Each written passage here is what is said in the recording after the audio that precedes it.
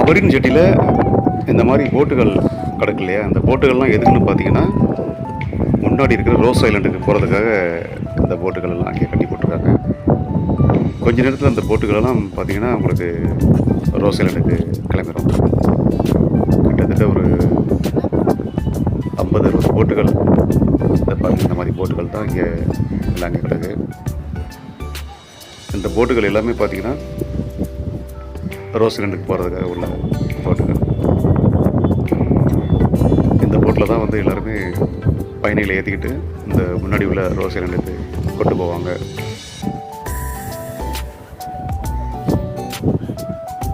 rose Island இப்போ பார்த்தீங்கன்னா நேதாஜி சுபாஷ் சந்திர போஸ் ஐலண்ட் அப்படின்னு